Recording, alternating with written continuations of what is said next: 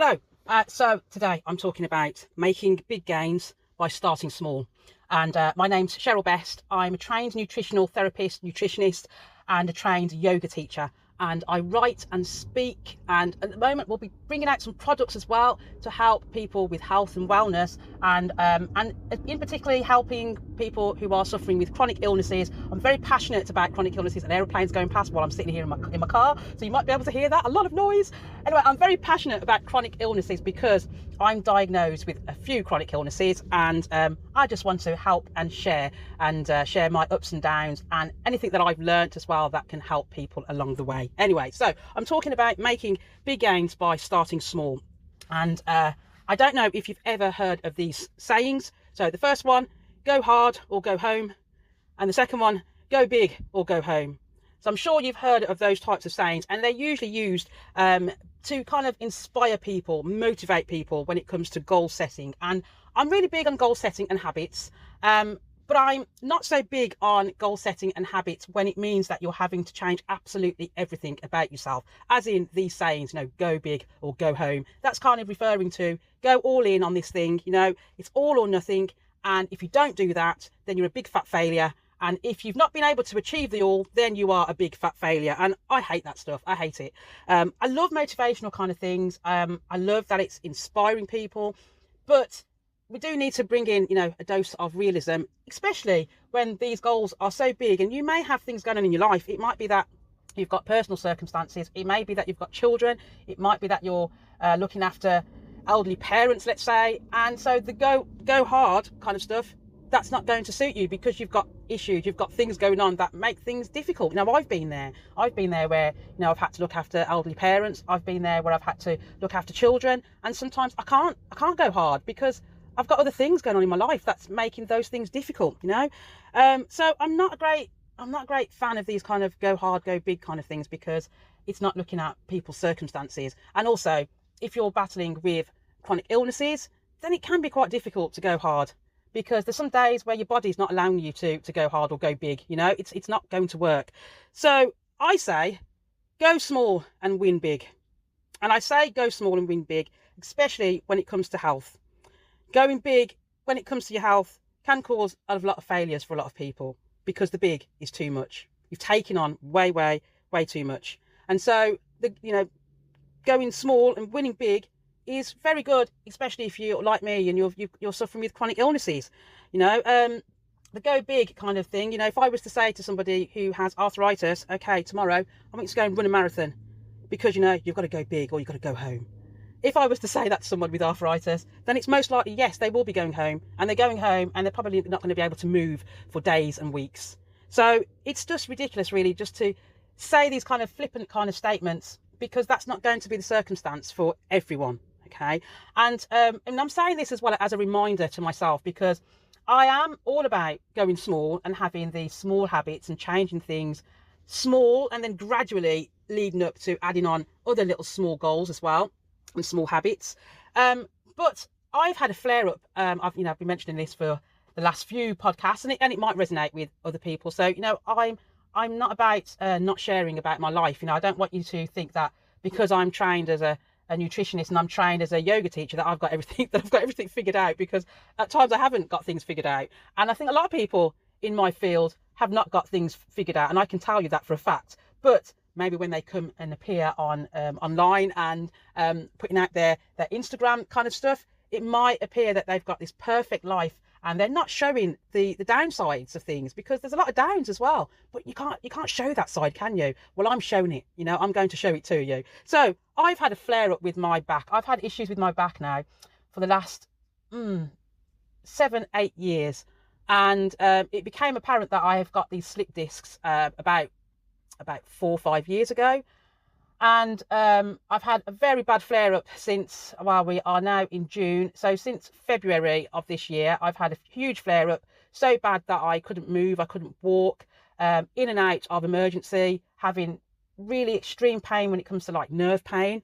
And now I've been told that I've got 4 slip discs. I've got slight scoliosis in my spine, and also I have narrowing of my spine at the top of the spine and at the bottom of my spine, called cervical stenosis, which isn't going to get better.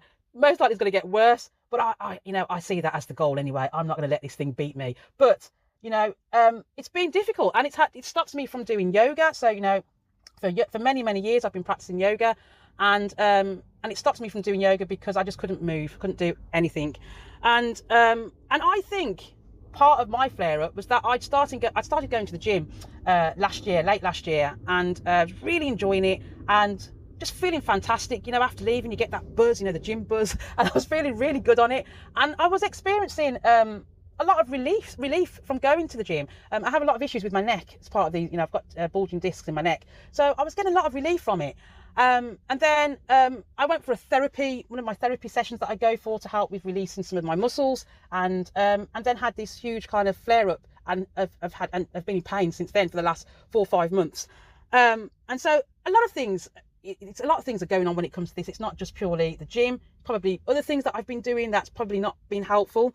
But when it came to the gym, I started going and I was lifting quite, light weights, and then you go back again, and then that light weight feels like you're lifting air. And so, I push myself and think, well, okay, I seem to be all right here, so I might add on an extra pound or two.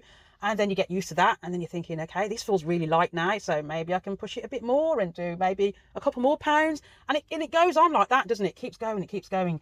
And I was being small, so I was giving myself these small little goals to set, because I was doing that for a little while, and then it starts becoming easier. And then, okay, I lift a bit more, and I'll lift a bit more, and I'm on the treadmill, and I'm doing, 5 minutes to start off with. Okay, that feels okay. And then you move to 10, and you move to 15, and then that 15 becomes half an hour. And then your body is starting to scream at you, saying, no, and that's kind of what's happened to me. And at the time, feeling absolutely fantastic. Like, I could go on the treadmill, not running, but walking for a good 30-40 minutes, and feeling absolutely fantastic, walking out the gym like I'm walking on air. But then, you'd have the great big next day where, it's hurting. So maybe I've done too much at the gym, even though it felt like I wasn't doing very much. And so this is the thing, really. It's kind of not knowing when you've pushed it too far and you've gone too big. And I think I was going way too big.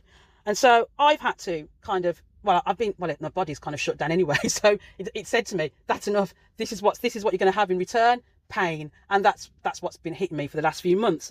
But it's human nature, isn't it? It is human nature to kind of like to be pushing yourself, keep going harder, keep going heavier. And that's what's happened to me. I was going too hard on myself, even though it felt okay. It felt brilliant to do what I've been doing. And so what I've had to do now is go right back and go take things really small and really limit things. So the last couple of months I've been able to walk, which has been fantastic.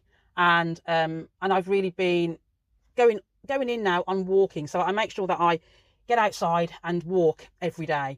And so sometimes that walk may look like 5 minutes, even though in my head and my heart, it feels like I could walk for an hour. But I have to keep reminding myself, just small, just go small. 5 minutes is fine, Then there's some days I can push it a little bit more, 10 minutes, 15 minutes, but I don't tend to go any further than that. There's times when I've pushed towards 20 minutes, 25 minutes, and I feel fantastic. But then the next day, my body's screaming at me and saying, no, you went too far. That was too much, So it's better for me to go for 5, 10, 15-minute walks instead of pushing myself and trying to aim for 30 minutes plus. Because if I do push myself and I go hard and go all in, then my body tells me about it the next day. And sometimes that's lasting for a few days. And so it's much better for me to go at 5 minutes, 5-10 minutes than to be pushing myself. So you might be in this sort of scenario where you are really eager to kind of try fitness or to do certain types of exercise, or you may have looked at all the YouTube videos that are out there and have decided, okay, I'm going to try that video, and then the next day you're in absolute agony. And it may have been that it was only for, 30 minutes, and you're thinking, well, that's a bit of a failure because I can only exercise for, I can't even handle 30 minutes of exercise. But that 30 minutes, and depending on what it is, it's possibly too much for you. It might be that your body's very delicate at this, this point of time, like mine is. And so 5 minutes, 10 minutes, that's fine.